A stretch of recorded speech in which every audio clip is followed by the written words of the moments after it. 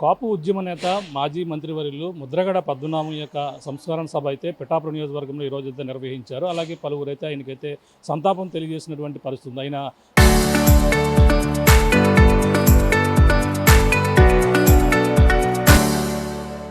ఒక కాపు ఉద్యమ నేతగా కూడా ఒక చెరగని ముద్ర వేసుకున్నారంటూ ఆయనతో ఉన్నటువంటి జ్ఞాపకాలు అందరూ కూడా ప్రతి ఒక్కరు కూడా నెమరు వేసుకుంటున్నటువంటి పరిస్థితి. ప్రస్తుతం వైసీపీకి సంబంధించిన అలాగే సీనియర్ నాయకులు అలాగే ఎస్సీసీ సభ్యులు వైసీపీకి సంబంధించిన ఎస్సీసీ సభ్యులు ఉన్నారు. మాట్లాడే ప్రయత్నం చేద్దాం. గండేపల్లి బాబీ గారు, సార్ చెప్పండి, ఆ ముద్రగడ పద్మనాభం ఒక రాజకీయాల్లోనే కాదు ఒక కాపు ఉద్యమ నేతగా కూడా ఒక చెరగని ముద్ర వేసుకున్నారు. ఆయన సంస్మరణ సభ ఈరోజు పిఠాపురంలో ఏ విధంగా నిర్వహించారు?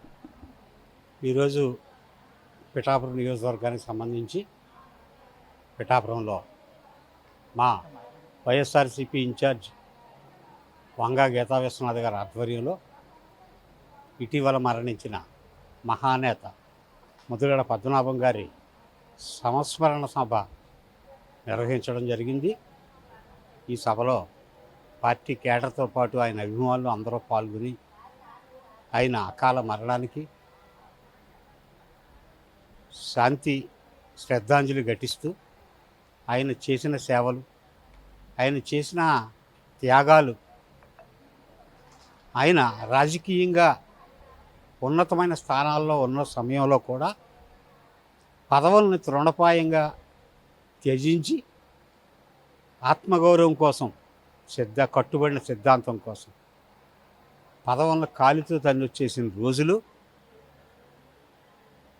ఒక సామాజికంగా ఒక మధ్యతరగతిగా ఉండి నలిగిపోతున్న కాపు జాతి కోసం ఆయన చేసిన ఉద్యమాలు ఇవన్నీ కూడా ఈరోజు స్ఫురణకు తెచ్చుకుని ఆయన ఒక కొవ్వొత్తులాగా వెలిగిపోతూ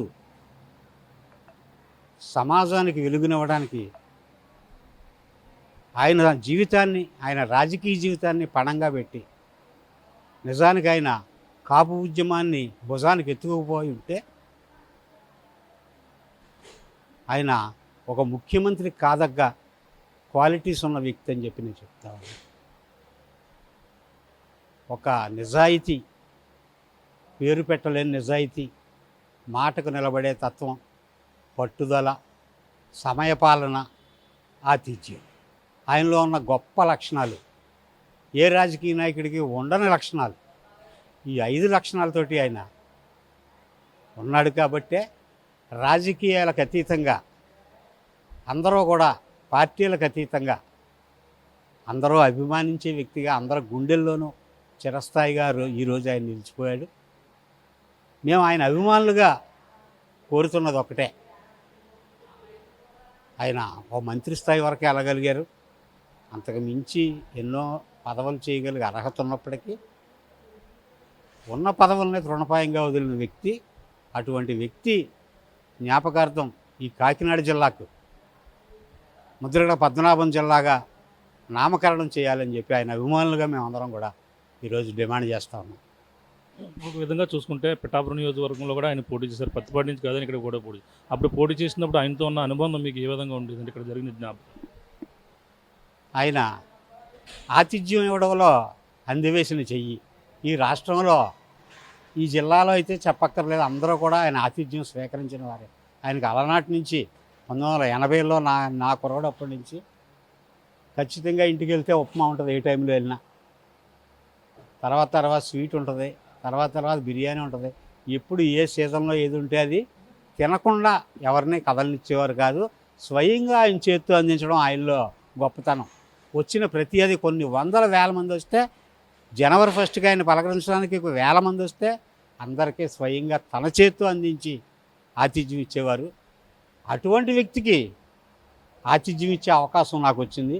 ఆయన పిఠాపురం నియోజకవర్గంలో 2009లో పోటీ చేసినప్పుడు మా ఇంటిని ఆయనకి ఆతిథ్యం, మా ఇంటి ద్వారా, మా ఇంట్లో ఆ రోజు ఆతిథ్యం ఇచ్చి మా ఇంటిని ఆఫీసుగా మార్చి ఆయనతో చాలా సన్నిహితంగా మెలిగాను. ఆ ఎన్నికల్లో ఆయన గెలుపుని ఆశించి మేము మా దురదృష్టం ఆ రోజు ఆయన స్వల్ప తేడాతో ఓడిపోవడం జరిగింది. ఆయన గెలిచుంటే ఆయన రాజకీయ భవిష్యత్తు వేరుగా ఉండేది, మా భవిష్యత్తు కూడా వేరేగా ఉండేదని మేము భావిస్తూ ఉన్నాం. ఎందుకంటే ఆ వేళ ఓడిపోవడానికి కూడా ఆయన కొన్ని సిద్ధాంతాలకు కట్టుబడిన వ్యక్తి. ఏనాడు కూడా ఓట్లకు డబ్బులు ఇవ్వడం కానీ సారా పంచడం కానీ అటువంటివి ఏమీ నాకు తెలియవండి. అలా కాదు సార్, ఇంకొద్దిగా ఖర్చు పెడితే మనం నెగ్గుదాం, పార్టీ రాజశేఖర రెడ్డి గారు పంపిస్తానంటున్నారు ఫండ్ అంటే నాకు వద్దండి అన్నారు ఆయన. స్వయంగా ఫండ్ ఇస్తానంటే నేను తీసుకోలేనండి, నేను ఎప్పుడు ఓట్లకు డబ్బులు ఇచ్చి గెలవలేదని చెప్పి నిర్దర్థంగా తోసిపుచ్చిన వ్యక్తిత్వం ఆయనది. అది ఇప్పటికీ మేము మరవలేంది. ఆయన అటువంటి లక్షణాలు ఉన్నాయి కాబట్టి ఆయన ఈ రోజుల్లో ఆయన గెలవలేకపోవడం అనేది అది పెద్ద విషయం కాదు. గెలుపోవటంతో పని లేదు ఆయనకి. పదవి ఉన్నా లేకపోయినా ఆయనకుండి అభిమానులు అలాగే ఉంటారు, ఆయనకుండి పలుకుబడి కూడా అలాగే ఉంటారు. ఆయన పదవి లేకపోయినా ఒక కలెక్టర్తో మాట్లాడినా, ఒక సెక్రటరీతో మాట్లాడినా ఆయన మాటకి ఇచ్చే విలువ అటువంటిది. ప్రధానంగా చూసుకుంటే ఆయన మరణం తర్వాత ఆయన ఒక మంత్రిగా చేశారు, అలాగే ఎమ్మెల్యేగా చేసిన అనుభవం, అంతేకాకుండా ఎంపీగా కూడా చేశారు. అటువంటి వ్యక్తికి ప్రభుత్వం ఎవరు అవునన్నా కాదన్నా ప్రభుత్వ లాంఛన ప్రకారంగా చేయవలసిన బాధ్యత ఉంది కాబట్టి మేము చేస్తున్నాం, దాన్ని అయితే వైసీపీ రాజకీయం చేస్తుందని ఈ విధంగా రకరకాల కామెంట్స్ చేస్తున్నారు. ఆయన అంబటి రాంబాబు గారు కూడా అక్కడ అడ్డుకున్నటువంటి పరిస్థితి ఉంది ప్రభుత్వ లాంఛన. ఈ పరిణామాన్ని ఎలా చూడాలి? ఖచ్చితంగా ఆయన చనిపోయే ముందు ఏదైతే కోరారో, ఆయన 4 కోరికలు కోరారు, వాటిని తూచా తప్పకుండా అమలు చేయడం ఆ కుటుంబ సభ్యుల బాధ్యత. ఇందులో రాజకీయాలకే ప్రమేయం లేదు. జగన్మోహన్ రెడ్డి గారు అవి అధికార లాంఛనాలు వద్దనలేదు, కూతుర్ని రానివద్దని చెప్పి ఆయన కోరాడు. వాళ్ళ కుటుంబ సభ్యులు అడుగున్నారు. స్వయంగా తల్లి పద్మావతి గారే ఆ రోజు ఆవిడ ఇక్కడ ఉండడానికి వీలు లేదు క్రాంతి అని చెప్పి అందరి ముందు చెప్పింది ఆవిడ. ఇందులో రాజకీయానికి తావెక్కడ ఉంది? కుసంస్కారంతో కూతుర్ని అడ్డుకున్నారని చెప్పి కొంతమంది సంస్కారహీనులు జనసేన కుర్ర కార్యకర్తలు కొంత పోస్టులు అయ్యి పెట్టడం, ఆయన గౌరవాన్ని తగ్గించే ప్రయత్నం చేయడం. కానీ నిజంగా ఆయన కోరికలు తీర్చడం ఆఖరిని ఆయన చనిపోయే ముందు.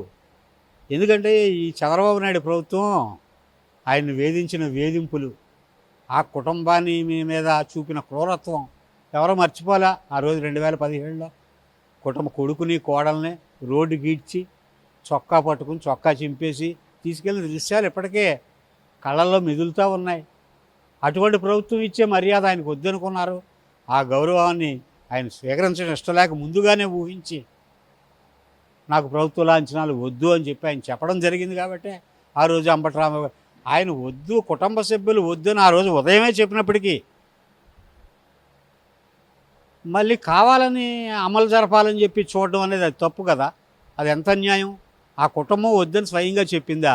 చెప్పినా సరే నువ్వు పోలీసులను మోహరించి ప్రభుత్వ లాంఛనాలతో మేము జరిపించాం, పద్మనాభమే మాకు గౌరవం ఉంది అని ఏదో దొంగ గౌరవాన్ని చాటుకోవడం కోసం మీరు చేసిన ప్రయత్నాన్ని అడ్డుకున్నారు ఆ రోజు అంబటి రాంబాబు. మీరు చేసిన తప్పు ఎప్పుడైతే ఆ కుటుంబం చెప్పిందో మీరు ఆ దరిదాపుల్లోకి రాకూడదు. మీరు ప్రభుత్వ లాంఛనాలను అమలు జరపడానికి, బలవంతాన్ని అమలు జరపడానికి, విత్ ఫోర్స్ చేయడానికి మీరు ట్రై చేశారు. కాబట్టి అంబటి రాంబాబు గారు దాన్ని అడ్డుకుంటే మళ్ళీ తిరిగి ఆయన మీ కేసు పెట్టరు. ఈరోజు రాష్ట్రంలో జరుగుతున్న పాలన ఏంటో అందరూ చూస్తూ ఉన్నారు. దానికి నిదర్శనంగా శవరాజకీయం చేయబోయి కేసులు పెట్టి ఎవరు చేస్తున్నారో ప్రజలు కూడా ఈ సందర్భంగా అందరూ గమనిస్తూ ఉన్నారని చెప్పి నేను తెలియజేస్తున్నాను. మీరు ఏదో డిమాండ్ చేస్తున్నారు, ఆయన ఏ విధంగా చేస్తే ఆయన ఆత్మశాంతి చేకూరుతుంది అంటారు. మీరు ప్రధానంగా మీకు అందరూ కూడా ఒకటే కోరుకున్నారు, ఏ డిమాండ్? జ్ఞాపకార్థం ఈ జిల్లాకు ఆయన పేరు పెట్టాలనేది మా ప్రధానమైన డిమాండ్. ప్రభుత్వానికి ఏమైనా చిత్తశుద్ధి ఉంటే ఆయనకి ప్రభుత్వ లాంఛనాలు మేము ఇస్తామని కాదు. మేము అడుగుతున్న ఈ డిమాండ్ నెరవేర్చి మీకున్న గౌరవాన్ని చాటుకోండి. లేకపోతే రేపు జగన్మోహన్ రెడ్డి గారు ముఖ్యమంత్రి అయిన తర్వాత ఆయన్ని ఏ విధంగా గౌరవించాలో మా అభిమానుల కోరిక మేరకు జగన్మోహన్ రెడ్డి గారి ద్వారా సరే మేము ఈ కోరికని తీర్చుకుంటామని చెప్పి తెలియజేస్తా ఉన్నాం. Thank you sir. ఇది పరిస్థితి. ప్రస్తుతం అయితే ముద్రగడ పద్మనాభం గారు అయితే అలాగే వాళ్ళ అభిమానులు ఆయనకు సంబంధించిన ఆయనతో దగ్గరగా ఉన్నటువంటి అనుభవం ఉన్నటువంటి నాయకులు కూడా ఆ ముద్రగడ పద్మనాభం గారికి కాకినాడ జిల్లాకైతే ఆయన పేరు పెట్టాలని, ప్రభుత్వానికి చిత్తశుద్ధి ఉంటే ఆ విధంగా పేరు పెట్టి చాటుకోవాలని అని కూడా చెప్పుకొస్తున్నారు. ఏదేమైనా ఆయనతో ఉన్నటువంటి అనుబంధాన్ని ఈరోజు పిఠాపురంలో ఉన్నటువంటి సీనియర్ నాయకులు ప్రజలు అయితే ఈరోజు ముద్రగడ పద్మనాభం ఈరోజు సంస్మరణ సభలో పాల్గొని ఆయనకైతే నివాళులు అర్పించి ఆయన ఆత్మకు శాంతి చేకూరాలన్నా, అలాగే మేమందరం కూడా ఆయనకి పేరు పెడితేనే మేమంతా కూడా మేము ఆయనకి ఆత్మకు శాంతి చేకూరడం, అంతేకాకుండా ఆ ప్రభుత్వానికి చిత్తశుద్ధి ఉంటుంది కాబట్టి ఆయనతో ఈ విధంగా ఆ కాకినాడ జిల్లాకు ముద్రగడ పేరు పెట్టాలనేది కూడా కార్యకర్తలు కావచ్చు, నాయకులు కూడా డిమాండ్ అయితే వినిపిస్తుంది. ఇదే విషయాన్ని కూడా సీనియర్ నాయకులు ఎవరైతే ఉన్నారో వైసీపీకి సంబంధించిన ఎస్సీసీ సభ్యులు, వైసీపీకి సంబంధించిన ఎస్సీసీ సభ్యులు గండేపల్లి బాబీ గారు కూడా చెప్తున్న పరిస్థితి ప్రధానంగా ఉందని చెప్పాలి. ఇసుకున్న తాజా పరిస్థితి కెమెరాలతో ప్రకాష్ RTV పిఠాపురం.